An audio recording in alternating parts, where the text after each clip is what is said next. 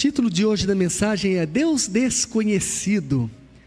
Essa passagem aqui se encontra lá, a partir do verso 16 de Atos dos Apóstolos, no capítulo 17, quando Paulo foi a Atenas. Mas queria antes fazer aí dar uma passeada no capítulo 17 com os irmãos, para a gente ver aí uma caminhada do apóstolo Paulo, juntamente até com Silas, lá no início do capítulo 17, Paulo e Silas estavam em Tessalônica. Douglas, que está aí, eu mandei um mapinha, o mapa está aí ou não? Coloca aí, fazendo favor, o mapa aí, só para os irmãos darem uma olhada geral, como que era a questão ali onde que Paulo e Silas estavam. Então eles estavam lá em Tessalônica, pregando ao Senhor Jesus Cristo. Está ali um círculo azul, círculo não, está meio que oval, não chegou a ser círculo, eu fiz ali, está oval. Estava lá em Tessalônica, pregando a palavra de Deus para toda a população.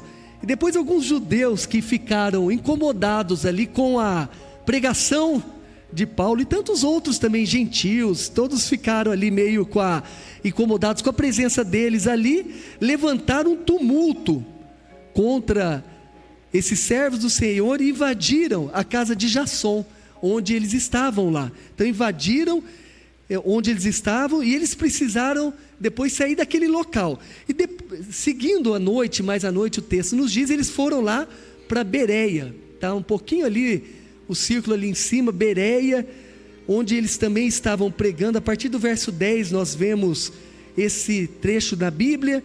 Diz que eles foram, os bereanos ali, eles foram mais nobres do que o povo de Tessalônica. Eles receberam a mensagem do Senhor com grande interesse. E muito interessante também, irmãos, examinando tudo nas Escrituras, o que era falado. Isso é muito legal. Quando a gente diz aqui para a igreja, irmãos, abre a Bíblia, porque já aconteceu uma vez aqui eu falar um capítulo, os irmãos abriram o capítulo, ou melhor, eu não falei o capítulo, né? Eu falei o livro da Bíblia, eu acho que eu falei o capítulo errado ou não? Falei, não, lá atrás, eu estou falando para examinar na Escritura. Teve uma vez aqui que eu preguei, eu estava lá falando para os irmãos e todo mundo olhando para minha cara, li o versículo inteiro e todo mundo aqui, face a face, eu achando que eu tinha falado, não tinha falado do capítulo, e daí os irmãos não adivinham. Então muito importante também nós estarmos examinando as Escrituras. Às vezes eu já lembrei aqui também, eu estava falando de Davi, no meio da mensagem falei Moisés, olha que coisa, né? A cabeça deu um tilt, né? Então é importante a gente estar aí examinando as Escrituras, e os bereanos fizeram isso. E aqueles judeus lá de Tessalônica ficaram sabendo que eles estavam lá e foram causar tumulto lá também, alvoroçando a multidão. Podemos ver no verso 13 do capítulo 17, né? Então o que fizeram? Os homens enviaram Paulo para o litoral, ali pelo mar Egeu, para ir sentido Atenas. Daí Paulo foi lá para Atenas e deixou uma instrução para que Silas e Timóteo se unissem a eles o quanto antes. Então eles desceram lá para Atenas. Obrigado aí por passar aí um pouquinho de mapa da Bíblia. É legal, não sei se os irmãos têm costume de ver, eu fazia tempo que não via o mapa, eu gostava de olhar o mapa da Bíblia, né? É legal a gente nos situar naquele momento. Mas antes aí da gente meditar na passagem que nós vamos, propriamente dito, que é o nosso texto base de hoje, que está lá no verso 16, eu queria aqui falar um pouquinho só, rapidamente também, para situar os irmãos, um pouquinho de história, né? Da história bíblica. Atenas, onde Paulo estava, chegou-se lá primeiro do que os outros irmãos, né? Silas, ele pediu que Timóteo também se unisse a ele.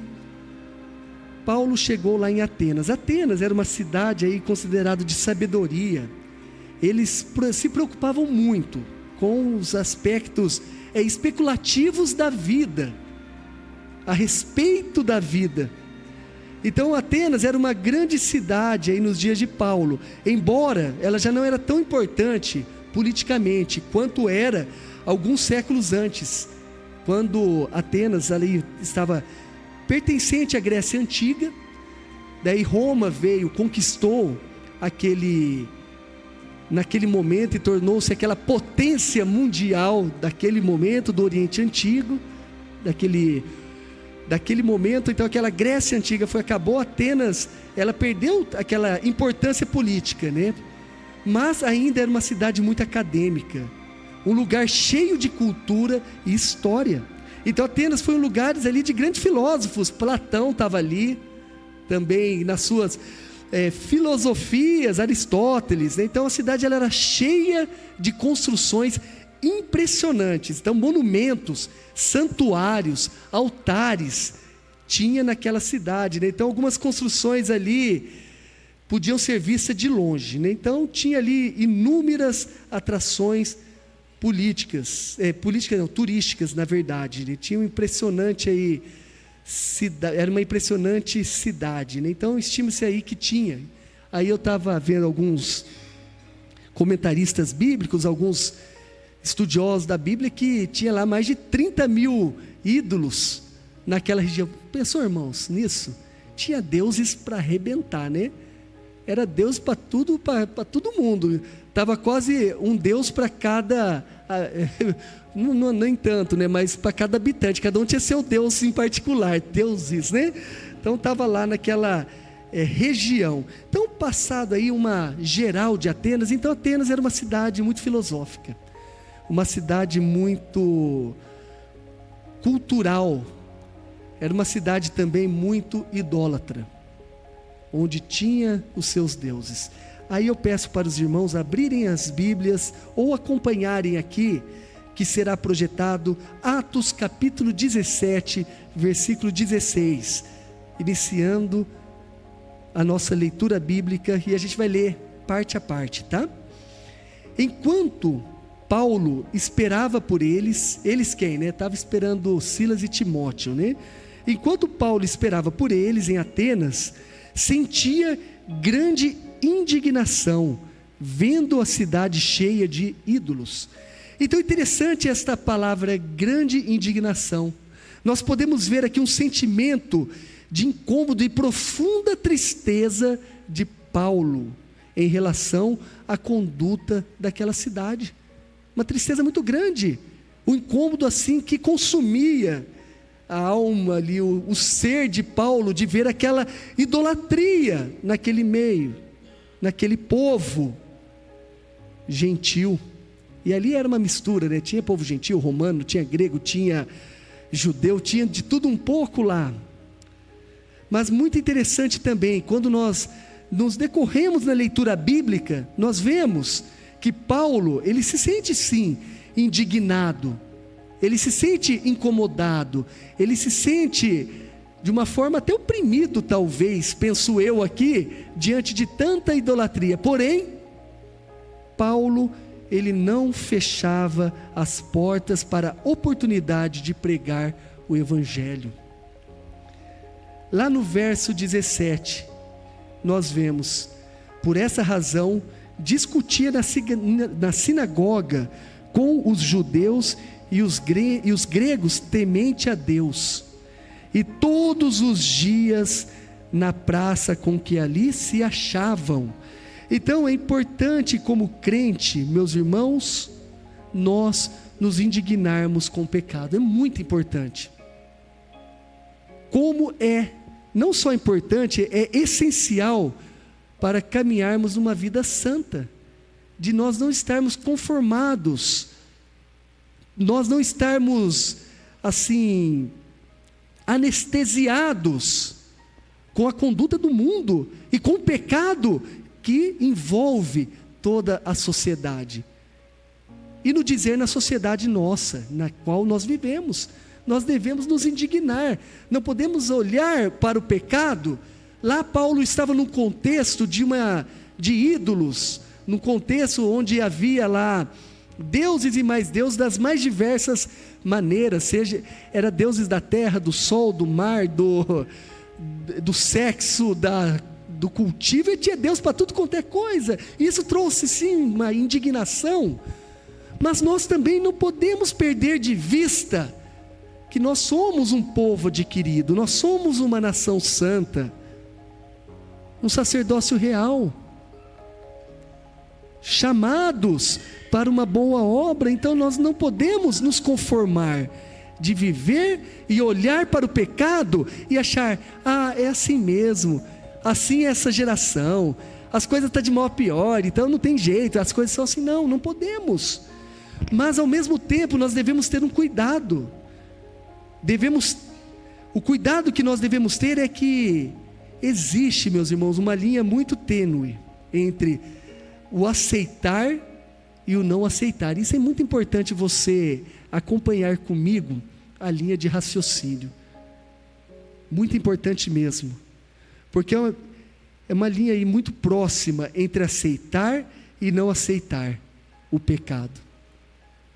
Pois nós temos e vemos, e conhecemos muitas vezes pessoas legalistas que massacram os outros com as suas ideias e palavras.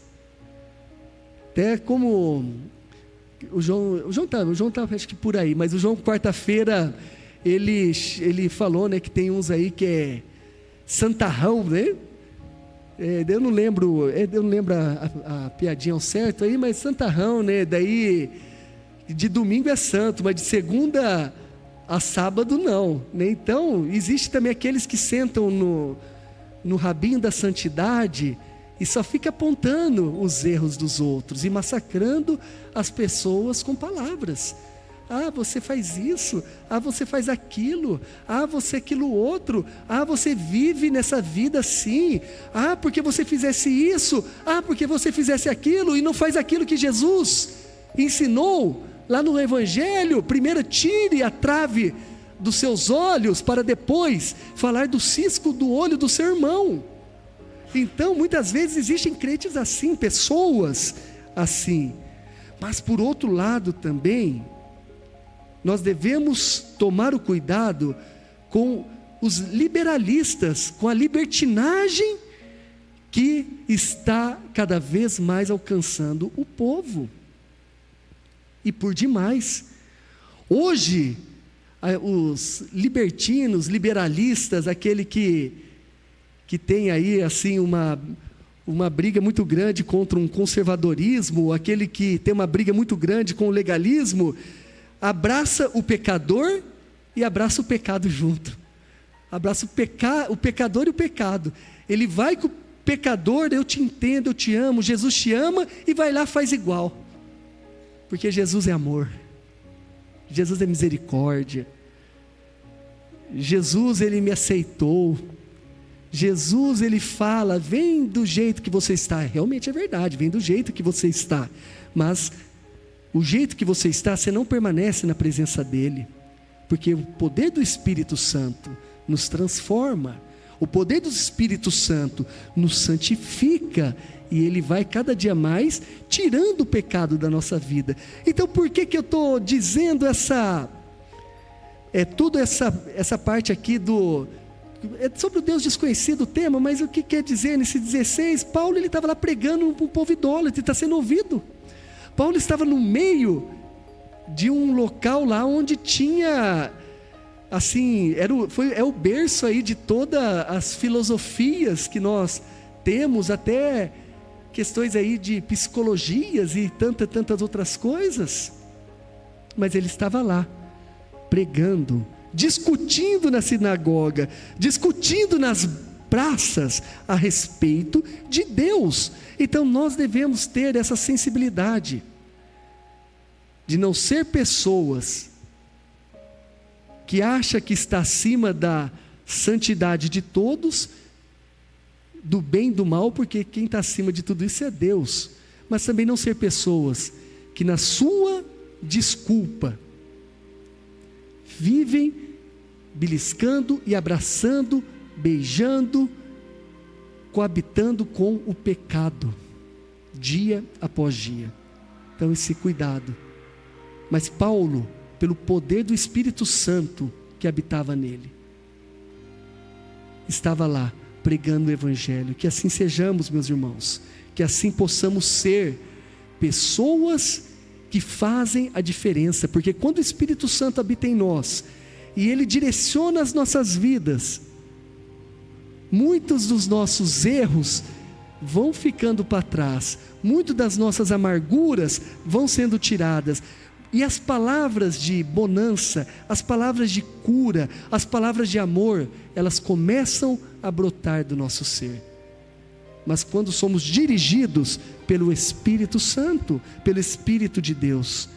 Então lembrem-se, precisamos nos indignar com o pecado, precisamos estar dia após dia levantando como igreja a verdadeira bandeira de Cristo Jesus, mas andando em amor e misericórdia, como Cristo andou no nosso meio também, e como Cristo é para conosco, sempre amando o pecador, mas como nosso Deus, detestando o pecado, que é uma luta muito grande.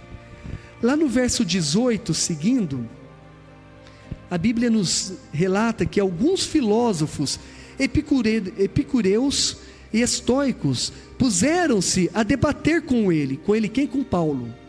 Uns perguntavam: o que esse falador quer dizer? Talvez na sua versão está escrito tagarela, né? Algumas versões tagarela, eles estavam menosprezando a Paulo mesmo, estavam falando: e o que esse homem está falando aí, esse esquisito, o que ele está lançando aí, essas palavras, o que esse falador quer dizer? E outros diziam: parece ser um propagador de deuses estranhos, pois Paulo anunciava a boa nova de Jesus e a ressurreição.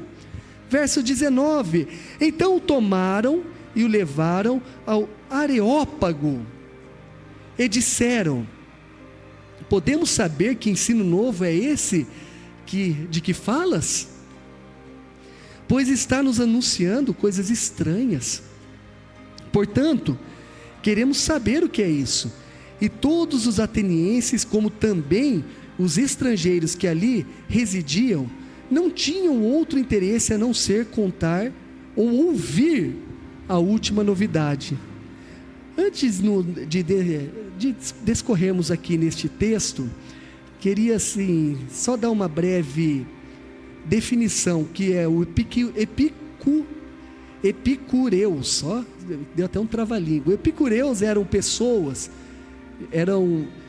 que acreditavam, né? Era uma filosofia, era uma crença que acreditavam ali que se existia algum Deus, então esse Deus não tinha nada a ver com o mundo, era algo meio isolado, ficavam ausentes do mundo e os fatos aconteciam por acaso.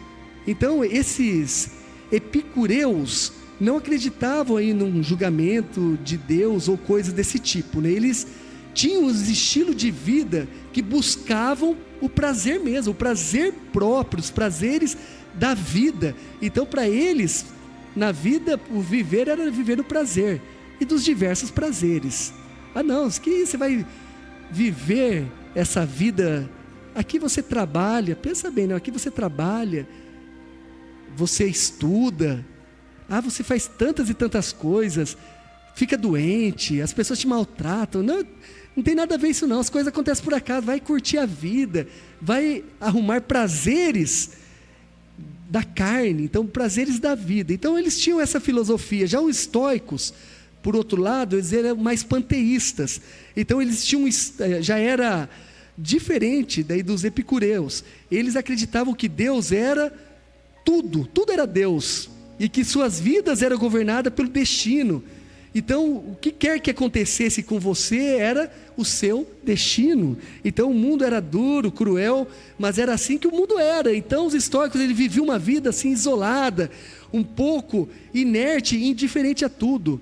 Então a planta tinha Deus, você tinha Deus, os pássaros tinham, tudo é Deus, tudo era um Deus, tudo era um Deus definido. E Areópago? O Areópago era um local onde havia as discussões filosóficas. É legal, irmãos, uma dica aqui para os irmãos, uma dica interessante, porque às vezes a gente começa a ler a Bíblia, a gente lê, lê, e tem coisa que a gente lê e passa assim, você lê, você entende um contexto do que a Bíblia está dizendo, mas você às vezes não entende o que é, às vezes não sabe o que é, às vezes é muito bom também procurar entender. Puxa, ele estava lá no Areópago. O que é um Areópago, né?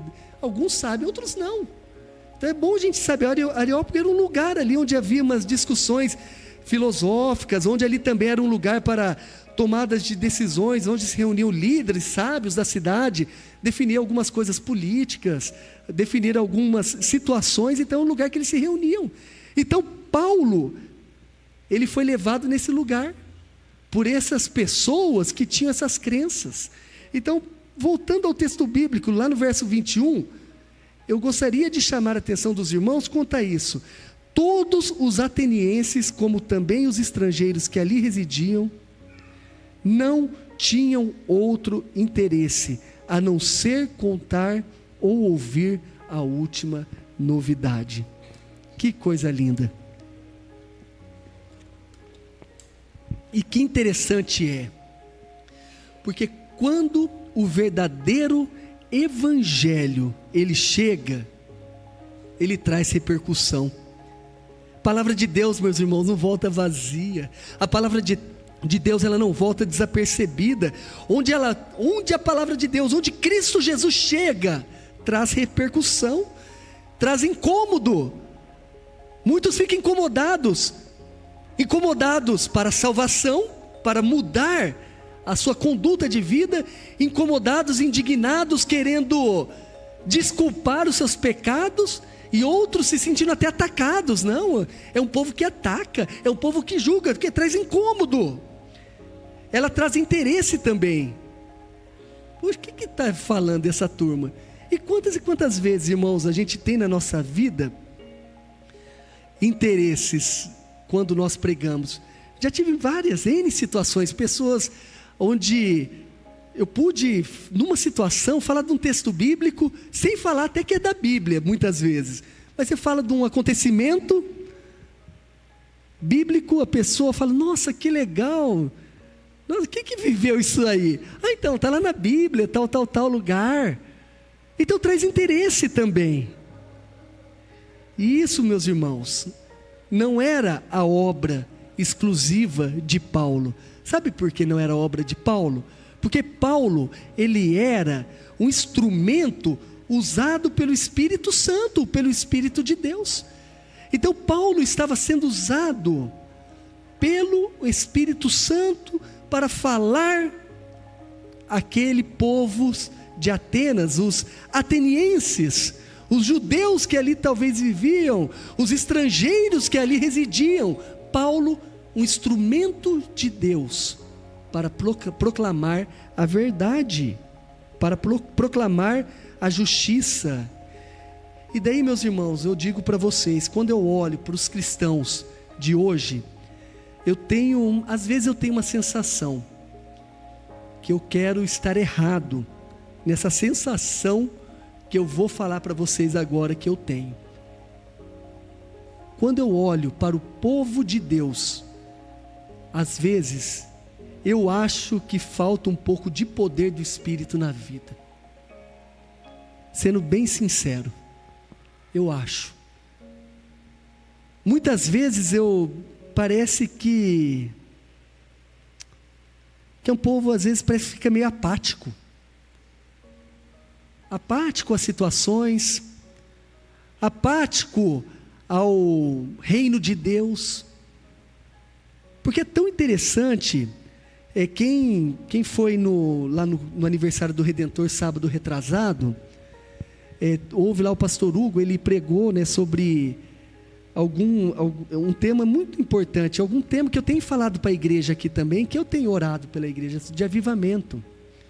Mas o avivamento, a pessoa não causa avivamento. A pessoa não produz avivamento. Quem produz o avivamento e quem traz o avivamento é Deus, é o Espírito Santo na vida do crente. Então eu achei interessante quando ele falou que quando o crente é cheio do Espírito Santo e ele prega a palavra e ele leva a Cristo Jesus, há um rebuliço geral. E é verdade, meus irmãos, porque quando nós olhamos para a nossa história, quando nós olhamos para os grandes avivamentos, para quando nós olhamos com o poder de Deus, Ele age na vida das pessoas, nós vemos que as coisas no seu meio mudavam. Olhando aqui essa passagem de Paulo, muitos de Atenas lá não deram bolas. Lá no final a gente vê isso. Muitos não deram bola, mas teve alguns que deram. Alguns aceitaram a palavra. Mas sabe o que me chama a atenção? Quando eu falo que parece que o povo falta poder do Espírito Santo na vida do crente, é porque quando o crente ele vai, ele avança, ele é impelido por Deus para fazer algo acontece. E acontece. Vidas se transformam. Ambientes mudam. Vidas são impactadas, seja pela indignação, ou seja pelo interesse, seja para a conversão, ou seja para o cheiro de morte, como nós vemos nas cartas de Paulo, que é o Evangelho. Para uns é cheiro suave, um cheiro bom, para outros é cheiro de morte. Mas isso é na vida do crente cheio do Espírito Santo. E como está a minha vida? Como que eu tenho andado como crente? Eu tenho andado como crente, vou para o céu, amém, porque a salvação não depende da tua força de vontade, não depende das tuas obras, depende sim do sangue de Cristo, pelo arrependimento do coração. Mas como que eu estou indo para o céu? Patinando? Escorregando? Ou eu estou trazendo e fazendo a diferença, meus irmãos? E é lindo quando a gente olha, Paulo, ele não era um super mais humano do que nós. Pedro, ele não era muito mais humano do que nós. Mulheres ali que tinha na Bíblia, descrita aqui na Bíblia, não eram super mulheres, não era Supergirl, não era Mulher Maravilha, não era Viúva Negra lá da Marvel, não, eram mulheres comuns, igual vocês, homens comuns, igual nós, homens.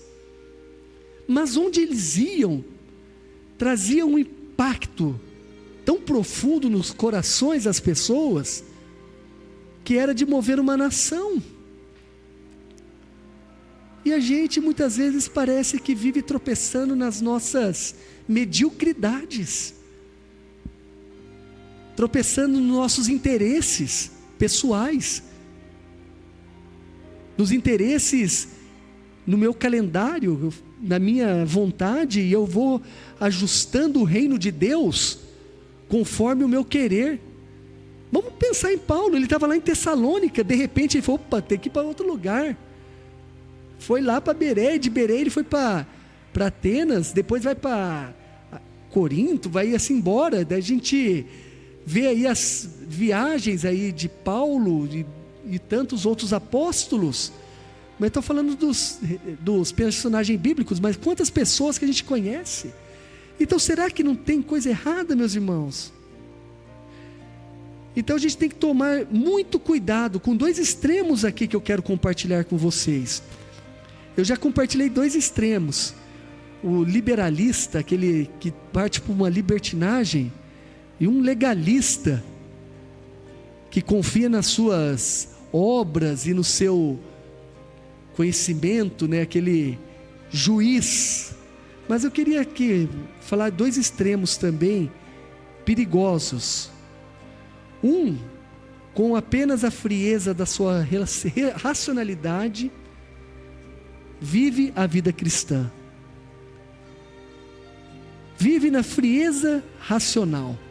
Não, porque é assim e assado. Não, porque nós somos a igreja. Se a igreja vai e não quer aceitar, daí pega aquela passagem de Jesus, né, falando para os discípulos, né? Ah, se eles não quiserem ouvir sua mensagem, opa, cuidado aí. Bate os pés assim no chão, levanta a poeira, vai embora. Ah, não lança pérolas a porcos, né? Então tudo bem, isso é uma verdade, mas vivem naquela racionalidade de tudo.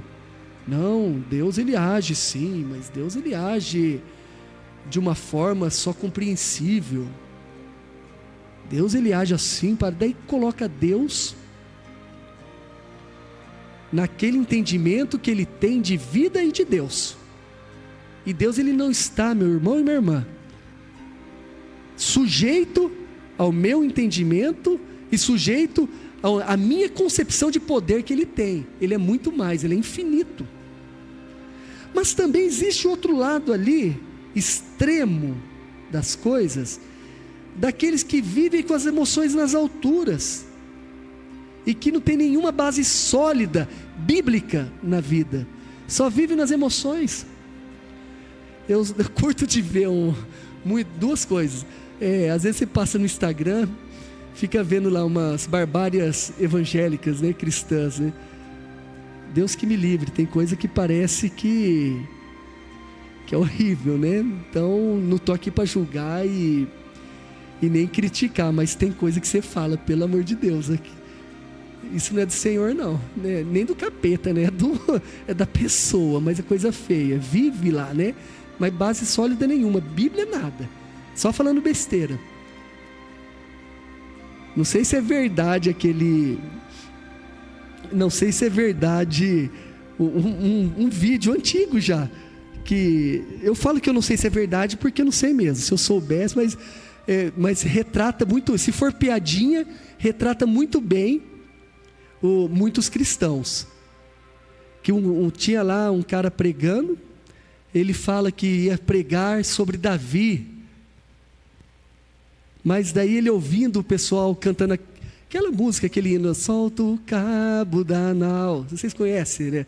Toma o remo nas mãos, é assim, e navega com fé. Daí ele se empolgou tanto com a música, com aquele hino, ele falou, eu não vou pregar mais sobre Davi, eu vou pregar sobre Danau, porque Danau era um cabra macho, Danau ele era valente, Danau. Eu não sei se é verdade ou não, mas irmãos, eu vou falar para vocês, eu já ouvi muita balela e muita besteira.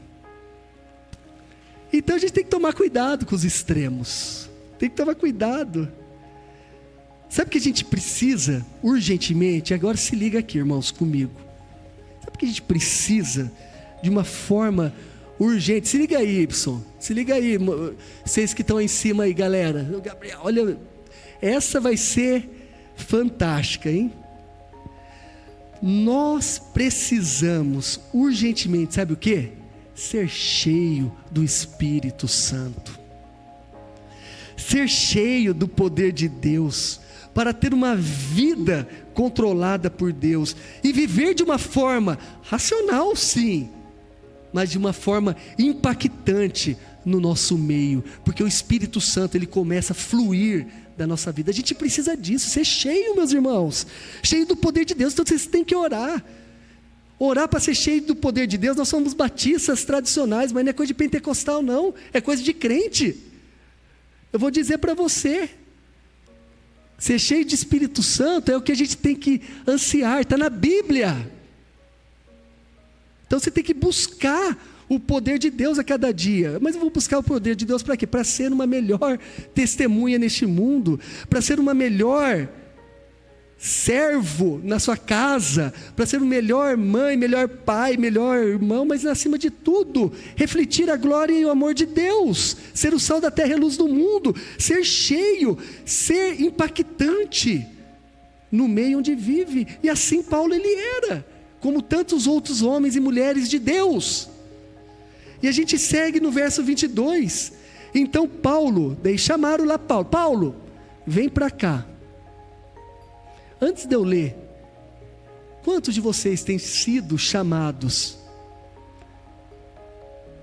Ô fulano, vem para cá falar um pouquinho dessa vida que você tem, é algo diferente. Será que a gente está impactando assim? Estou falando, viu meus irmãos, que todo mundo tem que chegar e olhar para você, nossa, vem aqui e falar, mas que no decorrer da vida, Porque você vive num meio, não vive? Ou vocês vivem isolados? Eu sei que vocês não vivem isolados, eu conheço vocês. Vocês vivem no meio de alguém. Vive no meio da família, vive no meio do serviço, do trabalho, no meio da escola. Vive no meio. E as pessoas te conhecem. E as pessoas veem. Elas veem você e seu testemunho. Quantos muitas vezes têm chamado, vem aqui falar um pouquinho essa coisa maluca que você está falando aí. Esse negócio meio interessante aí que você está dizendo. É da gente se pensar, irmão, será que a gente está impactando assim? Então Paulo ele foi. Então Paulo ele ficou no verso 22, em pé, no meio do Areópago, e disse: homens atenienses, em tudo vejo que sois excepcionalmente religiosos, porque ao passar e observar os objetos do vosso culto, encontrei também um altar em que estava escrito o quê? Ao Deus desconhecido. É exatamente este que honrais sem conhecer que vos anuncio. Olha que sacada, né? Olha que ousadia. Paulo estava falando: vocês são tão religiosos, se preocupam em construir altares para cada Deus que existe, que vocês possam imaginar, que fizeram até para um Deus que vocês nem conhecem, pois tem medo de deixar um Deus para fora. Então Paulo estava falando isso para eles, que ousadia, olha que sacada, meus irmãos. Ele falou: nossa, olha, andando, historiadores, né, diz que não encontraram essas inscrições ainda, né, até onde eu li. Mas uma coisa é certa, que houve. Então Paulo teve lá uma sacada. Olha, o Deus desconhecido. Um Deus o qual eu prego, trouxe interesse para todo mundo. Opa, eles são religiosos, adoram um monte de Deus. Então quero conhecer esse Deus, quero saber quem que é esse Deus. Então ousadia. E eu vou dizer algo para vocês, acreditem de coração. Hoje não é diferente no bairro onde você vive. Hoje não é diferente no bairro onde nós estamos. Hoje não é diferente em nossa cidade ou no mundo atual. Muitos falam de Deus, mas na verdade parece que estão falando de um Deus desconhecido, que nem sabe quem são. Eles não acreditam no seu poder. Eles menosprezam seus ensinamentos. Alguns até acreditam que existe um Deus. Outros até acreditam que Deus criou alguma coisa, que Deus fez, que existe um Deus, acreditam que esse Deus está tão distante deles, que não pode ser conhecido pelas pessoas. Aí entra os agnósticos, né? Então a gente tem que tomar assim cuidado, que às vezes a gente pensa, meus irmãos, que a nossa situação no Brasil, que tem milhões e milhões de evangélicos, que tem a propagação do evangelho aqui de uma forma, é impossível falar alguém que não conheça o nome Jesus, é impossível, praticamente impossível aqui no nosso país. Pode ser lá alguma área mais remota, mas não se enganem, muitos ainda estão ouvindo ou acreditando num Deus totalmente desconhecido. Por isso Paulo segue, né? Exatamente este quem honrais, sem conhecer, que eu vos anuncio. Então esse Deus que vocês não conhecem, é esse Deus que eu estou pregando, ensinando e proclamando. Então, meus irmãos, não se enganem. Tem coisas que para você é muito clara. Tem coisas que você tem conhecimento de Deus, de Jesus Cristo. Tem coisas que para você faz tanto sentido, que você talvez bloqueie o teu pensamento e a tua visão em relação ao outro. Mas olha, eu não tenho medo de errar. Tudo isso que eu estou falando aqui pode fazer total sentido para vocês, mas para alguns ainda não. Tem muita gente, muita mesmo, que Deus não faz sentido algum, que Deus é totalmente desconhecido. O que é isso? O que é salvação? O que é vida após a morte? O que é ressurreição? O que é inferno? O que é céu? Não faz sentido, então não se engane.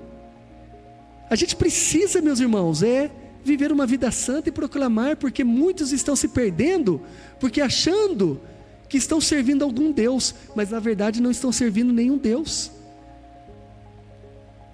Está servindo o Deus deste mundo, menos o Deus eterno e verdadeiro.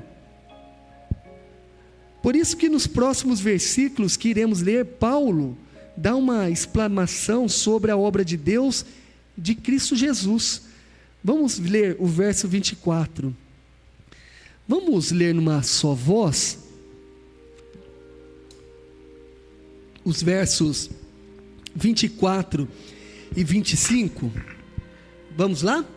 O Deus que fez o mundo e tudo que nele há, Senhor do céu e da terra, não habita em templos feitos por mãos de homens, tampouco é servido por mãos humanas, como se necessitasse de alguma coisa, pois Ele mesmo quem dá todas a vida, a respiração e todas as coisas.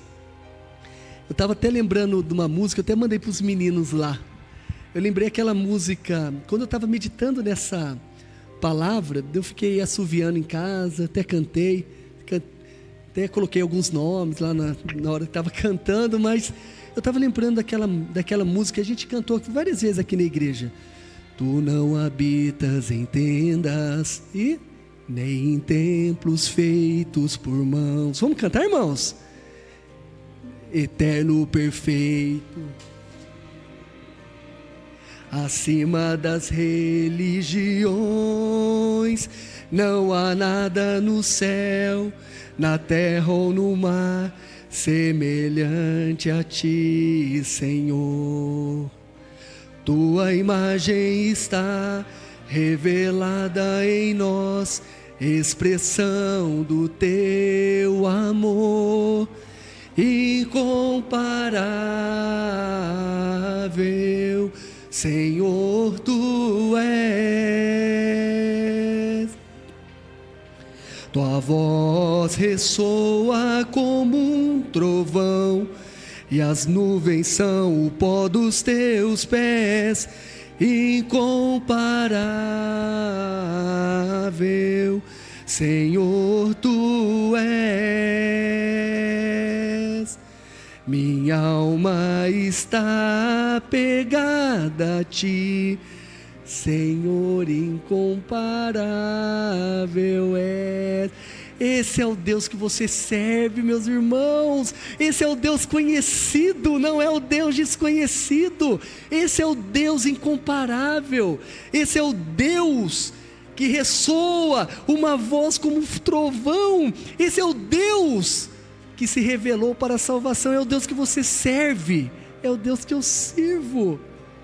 Então falar de quem Deus é, que Ele não habita em templos que são imaginados pelos homens, Ele não é servido por mãos humanas como alguém que precisa ser servido por coisa alguma. Nós devemos falar que Ele é o Deus que dá vida. Ele é o Deus que dá vida. Precisamos, irmãos, urgentemente entender: Deus, Tu é um Deus que não habita em templos feitos por mãos, Tu é um Deus que não habita em qualquer lugar. Você, o Senhor, não precisa de nada que eu tenho para que Ele se sinta satisfeito, nada que eu tenho para que Ele se sinta amado, porque é Ele que dá, é Ele que nos dá. Lógico que Deus, Ele quer o nosso amor, Deus, Ele quer o nosso respeito, a nossa devoção, Deus, Ele quer o nosso compromisso, mas é Ele quem nos dá a vida, e é isso que nós devemos propagar e proclamar, é esse Deus. E nós vivemos, irmãos, numa geração cada dia mais distante de Deus, servindo aos deuses desconhecidos, servindo aos deuses deste mundo, servindo aos deuses da carne, procurando satisfazer os desejos da carne, sempre deixando de lado. Então, por isso eu volto a dizer, precisamos urgentemente estar bem atentos, porque Deus, Ele é um Deus de amor, mas também devemos reconhecer a grandeza dEle. Lá no verso 30, Deus não levou em conta os tempos da ignorância, mas agora ordena que todos os homens, em todos os lugares, se arrependam. Pois determinou um dia em que julgará o mundo com justiça por meio do homem que estabeleceu com esse propósito. Ele garantiu isso a todos ao ressuscitá-lo dentre os mortos. Mas, quando ouviram falar em ressurreição de mortos, uns zombaram, e outros disseram: sobre isso te ouviremos em outra oportunidade. Então Paulo saiu do meio deles. E no último versículo deste capítulo: todavia, alguns uniram-se a ele e creram, entre os quais Dionísio, membro do conselho de Areópago, e uma mulher chamada Dâmaris, e com eles ainda outros. Então, em todos os lugares se arrependam. Jesus, Ele está chamando para arrependimento. Instrumentistas, já pode vir à frente aqui, porque logo depois iremos cantar, viu, César e Jéssica? Já posiciona aqui para não ficar um vácuo até vocês chegarem. E pode tocar aqui de fundo se quiserem também. Mas Jesus está chamando para o arrependimento. Alguns vão ouvir falar dessa ressurreição e vão zombar, como aconteceu lá, zombar. Muitos poderão zombar da nossa fé. Muitos poderão nos chamar de caretas. Muitos poderão falar: ixi, deixa, isso daí é papo furado. Eu quero curtir e viver a vida, o prazer da carne, quero curtir esse momento. Outros poderão dizer: eu te ouço em outra oportunidade. Sabe o que eu chamo isso aqui? De postergar as coisas. Postergar. Quem aqui já postergou alguma coisa? Levanta de suas mãos. Eu estou aqui assim porque eu já posterguei. E coisas que eu posterguei, algumas, na misericórdia do Senhor, foram boas, mas algumas foram ruins.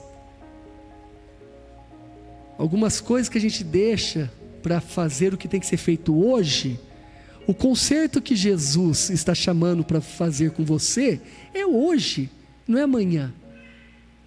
Jesus, Ele está falando hoje para você: arrependa-se dos seus pecados e dos mais diversos pecados.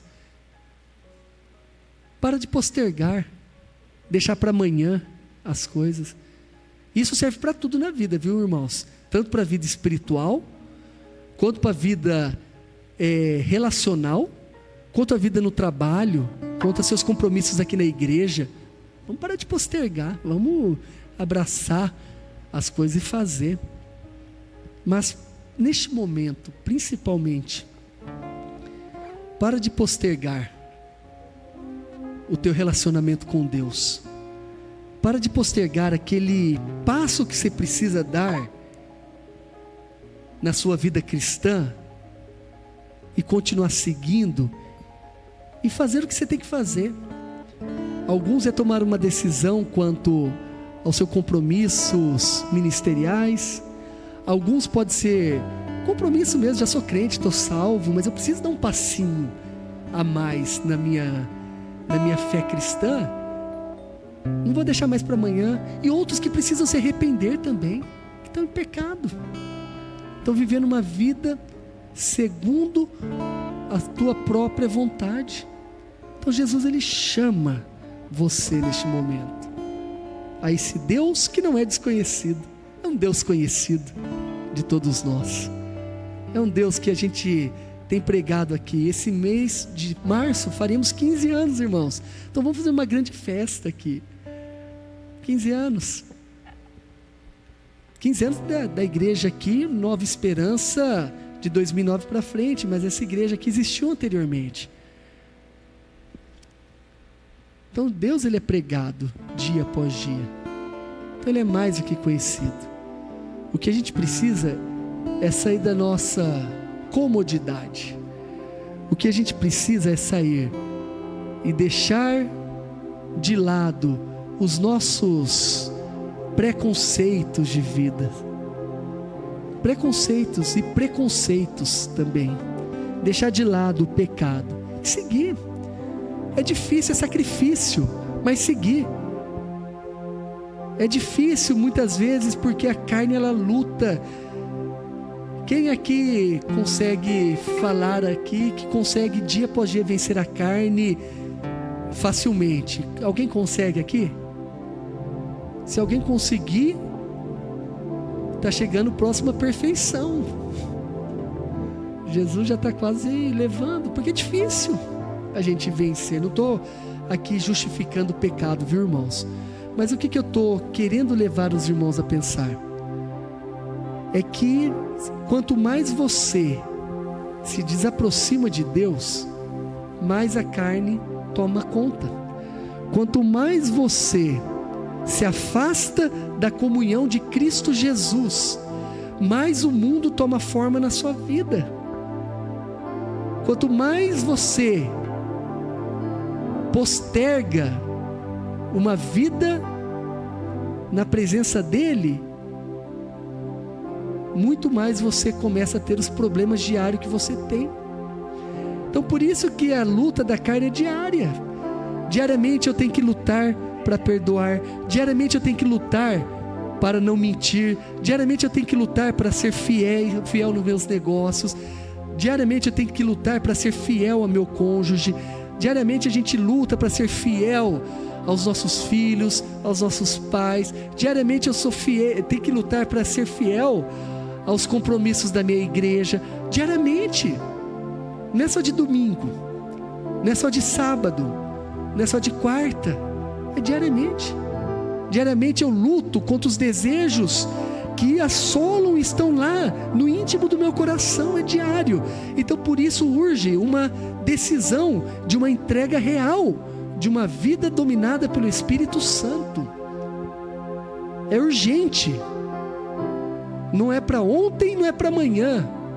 É para ontem de ontem, que tem que ser feito hoje, porque antes de ontem e ontem já passou. Então tem que ser feito hoje, é para agora. Jesus, ele está chamando você. Então neste momento, feche os teus olhos, feche e avalie sua vida. Avalie de coração, irmãos. A gente não pode ficar de domingo a domingo aqui, mês a mês, ano a ano, e vivendo da mesma maneira. A gente não pode. Deus, ele tem grandes coisas, irmãos, e Deus tem grandes coisas para essa igreja, que é a nossa igreja, a igreja de Jesus, a igreja a qual você pertence. Tem grandes coisas. O que precisa é nos lançarmos de uma maneira verdadeira e real, de uma maneira santa. Então entregue a Deus aquilo que você sabe que você está falhando. Entregue a Deus e fala assim: Deus, tem altar aqui na minha vida que não é um altar onde o Senhor está entronizado. Tem algum altar aqui que é para qualquer adoração, mas não a adoração de Cristo Jesus. E fala: Deus, que a minha vida seja um santuário verdadeiro, e que o altar da minha vida seja um altar para Deus, e não um altar para qualquer outra coisa. Entregue para Jesus neste momento.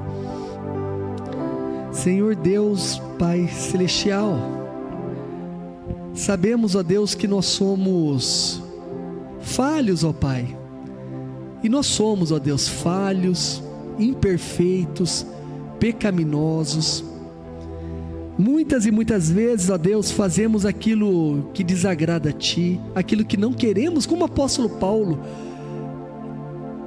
disse, Deus, aquilo que eu quero fazer não faço, mas o mal que eu não quero eu faço.